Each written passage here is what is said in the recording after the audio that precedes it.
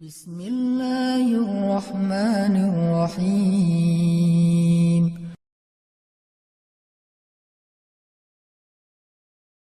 Coba ingat, seandainya orang tua kita mulai sepuh, udah tua renta, apakah pernah ada adegan dalam kehidupan kita, kita membentak orang tua kita, sampai orang tua kita merasa ketakutan kepada anaknya sendiri. Orang tua kita nggak berani untuk mengatakan keinginannya, ingin dibuatkan atau ingin dimasak, ingin dibelikan satu masakan kesukaan dia, saking takut dan saking kagetnya orang tua kita terhadap sikap kita yang pernah memarahi, membentak, bahkan kadang mencela orang tua kita.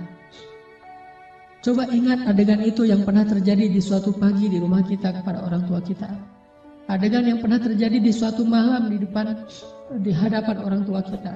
Bahkan kadang kita pernah memarahi orang tua kita sampai dia malu di hadapan orang banyak, di hadapan saudara-saudara kita, di hadapan saudara-saudaranya, di hadapan orang banyak yang dia tidak kenal, mungkin di jalan, mungkin di pasar, mungkin di mal, mungkin dimanapun. Karena kita kecewa kepada orang tua kita, lalu kita marahi orang tua kita habis-habisan di depan orang banyak.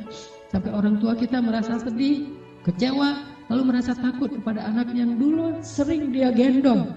Anak yang dulu dikecup keningnya, tetapi ketika anak ini merasa sudah mampu, sudah punya segalanya dan orang tuanya dalam keadaan lemah, dengan sombong dia membentak orang tuanya.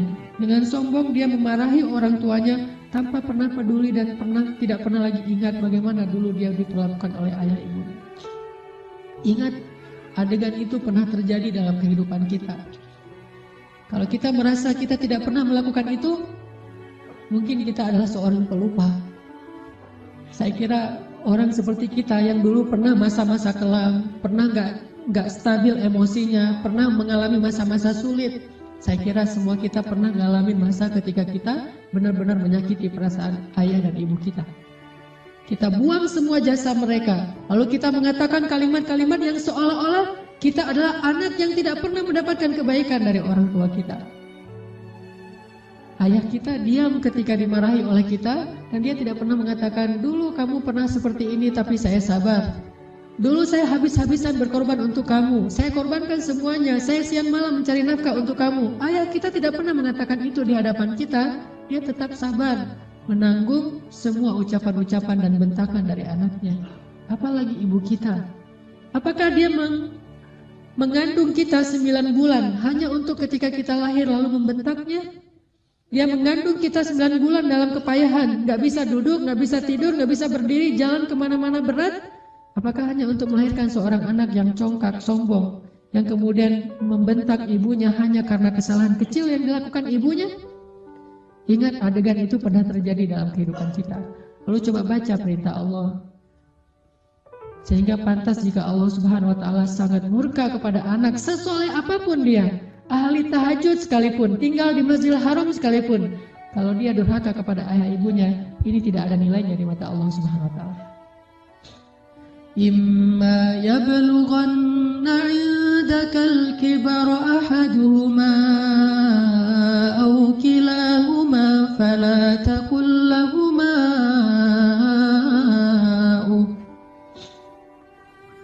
Seandainya salah satu dari mereka atau keduanya tumbuh atau hidup bersama kalian dalam tanggungan kalian, maka janganlah sekali-kali kalian mengatakan kepada keduanya kalimat-kalimat yang menyakiti. Uffin. Allah larang kita untuk mengatakan itu.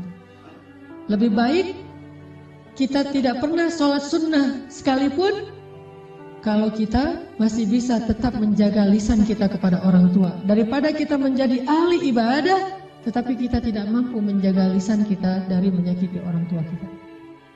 فلا تقل لهما أف ولا تنهرهما فلا تقل لهما أف ولا تنهرهما وقل لهما قولا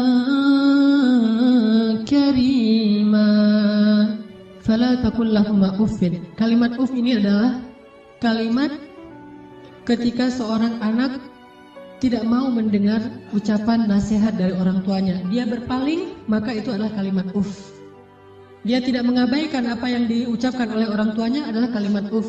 Orang tuanya belum selesai berbicara, dia sudah pergi, itu adalah kalimat uff. Orang tuanya memberikan usulan tetapi bagi dia itu sesuatu yang tidak penting, maka itu kalimat uff. Semua kalimat mengabaikan yang menyakiti perasaan orang tua kita adalah kalimat uff. Sedangkan wala tanharhuma adalah kalimat seorang anak yang merasa lebih benar daripada orang tuanya. Kalimat sombong, kalimat yang seorang anak merasa lebih tahu daripada orang tuanya. Atau bisa jadi orang tuanya melakukan satu kesalahan kecil, lalu anaknya melarang orang tuanya melakukan kesalahan itu. Ibu, jangan malu-maluin saya di depan umum. Ayah gak usah seperti itu. Melarang orang tuanya melakukan sesuatu yang menurut dia tidak pantas, itu termasuk wala tanharhuma. Jangan larang dia, biarkan dia melakukan apa yang dia kehendaki selama itu bukan dosa besar.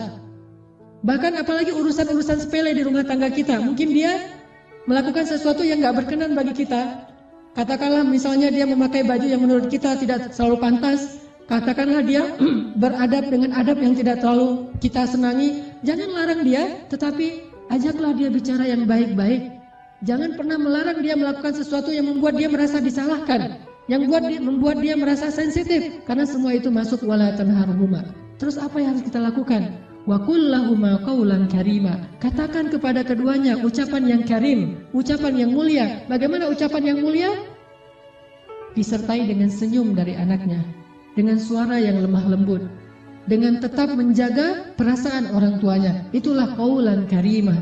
Tapi kalau kita mengucapkan kalimat yang paling benar sekalipun, bahkan tentang perintah Allah sekalipun, kita bilang kepada orang tua kita, atau kita larang orang tua kita dari berbuat satu kesalahan. Misalnya ibu kita membicarakan tentang orang lain, dia menggibah karena dia tidak paham bahwa itu dosa. Dia menggibah, dia tidak pernah ngaji seperti kita, karena gak punya waktu sebanyak kita, dia sibuk mengurus kita.